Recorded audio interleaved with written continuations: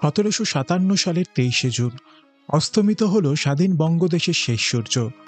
ইংরেজদের সাথে নিজের সর্বস্ব দিয়ে যুদ্ধ করলেন স্বাধীন বঙ্গদেশের শেষ স্বাধীন নবাব নাজিম সিরাজউদ্দৌলা। তিনি জানতেন না এক গভীর ষড়যন্ত্রের কথা। যখন তিনি তার সর্বস্ব নিয়ে ঝাঁপিয়ে পড়ছেন ইংরেজ সৈন্যদের বিরুদ্ধে, তখন নবাব দেখেন তার অন্যতম সেনাপতি মির্জাফর দাঁড়িয়ে রয়েছেন নীরব দর্শকের ভূমিকায়, এবং তার নির্দেশে একটা বড় সংখ্যার সৈন্য কোনো রকম অ্যাকশন নিচ্ছেন না, যুদ্ধে অংশগ্রহণ করছেন না। এইসব দেখে নবাব বুঝতে পারেন মির্জাফর বিশ্বাসঘাতকতা করেছেন। তাও তিনি তার সামান্য শক্তি দিয়ে ইংরেজদের বিরুদ্ধে লড়াই চালিয়ে যান এবং শেষ পর্যন্ত পলাশির যুদ্ধে পরাজিত হন। স্বাধীন বঙ্গদেশে শেষ স্বাধীন নবাবের কোনো সমাধিক্ষেত্র নেই আলাদা করে। এখন যেটি দেখছেন আপনারা, এটি মূলত সিরাজউদ্দৌলার দাদু এবং তার পূর্ব নবাব আলীবর্দী খাঁয়ের সমাধি।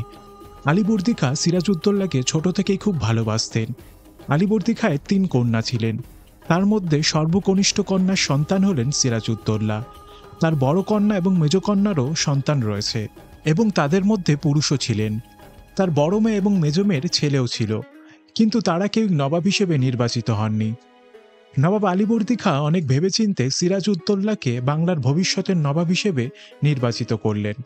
পরবর্তীকালে তার বড় কন্যা মেজ কন্যা সহ বেশ কয়েকজন সভাসদ মিলে সিরাজের বিরুদ্ধে এক গভীর ষড়যন্ত্র আরম্ভ করেন। সিরাজের বিরুদ্ধে তারা চলে যান ইংরেজদের কাছে। ইংরেজরা তখন কলকাতায় বাণিজ্য করার জন্য নবাবের অনুমতি চাইছিলেন। নবাব তাদের অনুমতি দিয়েছিলেন এবং তাদের সাথে একটি চুক্তিও স্বাক্ষর করেছিলেন, কিন্তু তারা কেউ সেই চুক্তি অনুযায়ী কাজ করছিল না। কিন্তু ইংরেজরা সেই চুক্তি ভালো করে মানছিলেন না। এইখানে ইংরেজ বলতে ইংরেজ ইস্ট ইন্ডিয়া কোম্পানির কথা বলা হয়েছে। তাই পরবর্তীকালে নবাব তাদের একটি সাবধান বাণী পাঠান, যেই বাংলার বুকে নবাবকে না জানিয়ে তারা যেন কোনো কাজ না করেন। কিন্তু এতেও ইংরেজরা কোনো গুরুত্বই দেননি। তাই পরবর্তীকালে ক্রুদ্ধ হয়ে নবাব আক্রমণ করেন তৎকালীন আলিনগড় এবং বর্তমান যে কলকাতা শহর রয়েছে সেইখানকার একটি দুর্গে, আলিনগড়ের দুর্গ নামে যেটি পরিচিত ছিল। এতে ইংরেজরাও ক্ষুব্ধ হয়। তাই তারা পরবর্তীকালে পরিকল্পনা করেন নবাবকে কিভাবে সিংহাসনচ্যুত করা যায়। সেই সময় বেশ কিছু বিশ্বাসঘাতক ইংরেজদের সাথে হাত মিলিয়ে নবাবের বিরুদ্ধে এক গভীর ষড়যন্ত্রের সূচনা করেন এবং পরবর্তীকালে পলাশির যুদ্ধের সময় নবাবের সাথে বেইমানি করে ইংরেজদের যুদ্ধজয়ে সহায়তা করেন। এইভাবেই পরাজিত হতে হয় বাংলার শেষ স্বাধীন নবাব সিরাজউদ্দৌলাকে। বর্তমান মুর্শিদাবাদের খোশবাগে যেখানে নবাব সিরাজউদ্দৌলা ও নবাব আলীবর্দী খাঁয়ের সমাধি রয়েছে, সেই খোশবাগের উৎপত্তি ঘটে নবাব আলীবর্দী খাঁয়ের সময়কালে। তিনি এই খোশবাগে গড়ে তুলেছিলেন তার পছন্দের গোলাপ বাগান। তখনকার দিনে 108 রকমেরও বেশি গোলাপ দিয়ে তৈরি হয়েছিল এই গোলাপ বাগান। আর এই বাগানের মধ্যস্থলেই তিনি তৈরি করেছিলেন একটি মসজিদ, যেখানে আজও ইসলাম ধর্মের বিভিন্ন পরব উদযাপিত করা হয়। মসজিদটি বর্তমানে খুব সুন্দর অবস্থায় রয়েছে। খোশবাগ আমাকে যতটা নিরাশ করেছিল, এই মসজিদটি দেখে তাও একটু শান্তি পেয়েছিলাম যে না, ধর্মীয় স্থানটির যত্ন খুব ভালোভাবেই করা রয়েছে। ঠিক এমনভাবেই যদি খোশবাগটারও যত্ন নেওয়া হতো তাহলে খুব ভালো লাগতো। বর্তমানে তাও খোশবাগের যে কবরস্থান রয়েছে, যে সমাধিস্থান রয়েছে, সেটি তাও রং করা হয়েছে। এই জায়গাটির কথা আমি বলছি, কিছুকাল আগে তো এই অবস্থাও ছিল না, খারাপ অবস্থায় ছিল এই জায়গাটি।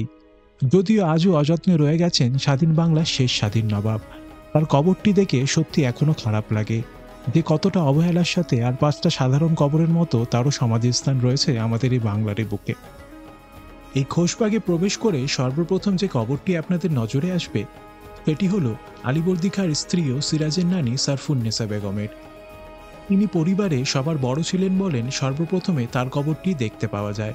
এই কবর থেকে একটু এগিয়েই ওই যে সামনে দেখছেন আরও 2টি কবর আপনি দেখতে পাবেন। এগুলো মূলত আলীবর্দী খাঁয়ের 2 কন্যার কবর। প্রথমটি হচ্ছে ঘাসিটি বেগমের ও পরেরটি হচ্ছে আমিনা বেগমের। ঘাসিটি বেগম সম্পর্কে ছিলেন সিরাজউদ্দৌলার মাসি, আর আমিনা বেগম ছিলেন সিরাজউদ্দৌলার মা। তাদের 2 বোনের কবর এখানে দেওয়া রয়েছে। সিরাজউদ্দৌলার মৃত্যুর পর মিরনের ষড়যন্ত্রে আমিনা বেগম এবং ঘাসিটি বেগমকে হত্যা করা হয়। এখন আমরা এগিয়ে চলেছি সিরাজউদ্দৌলার যেখানে কবর রয়েছে সেই দিকে। এখন আমরা চলে এসেছি বাংলা, বিহার, উড়িষ্যার শেষ স্বাধীন নবাব সিরাজউদ্দৌলার কবরের একেবারে সামনে। তার মৃত্যুর পর তার শেষ ইচ্ছা অনুসারে ইংরেজরা তাকে তার প্রিয় দাদু নবাব আলীবর্দী খাঁয়ের পাশে কবর দেন। এখানে আপনারা সর্বপ্রথম বাঁদিকে যে কবরটি দেখছেন, যাতে একটি ফলক রয়েছে, সেটি হচ্ছে সিরাজউদ্দৌলার কবর, আর তার পাশে রয়েছে তার ভাই মির্জা মেহেদীর কবর। আর এই যে দুটি কবর আপনারা দেখছেন সিরাজউদ্দৌলার কবরের ঠিক নিচে ওটি হলো তার স্ত্রী লুৎফুন্নেসার কবর, আর তার পাশে রয়েছে সিরাজউদ্দৌলার অত্যন্ত প্রিয় একটি বাইজি আলিয়া বাইজির কবর। বাংলা বিহার উড়িষ্যার শেষ স্বাধীন নবাব সিরাজউদ্দৌলার কবরটা একবার দেখুন, কতটা সাধারণ, কতটা অবহেলায় পড়ে রয়েছেন নবাব। যে চাতালটিতে কবরটি রয়েছে সেটিও পরিষ্কার নয়, ফলকের কথা তো ছেড়েই দিলাম। এই সমস্ত ঐতিহাসিক সমাধি নিয়ে আমাদের আরও যত্নশীল হওয়া দরকার। এই জায়গাটি যে রং দেখছেন বর্তমানে রং করা হয়েছে, বেশ কয়েক বছর কিন্তু কোনো রঙও ছিল না।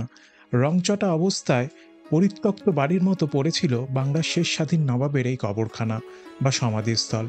সত্যিই আশ্চর্যের বিষয়।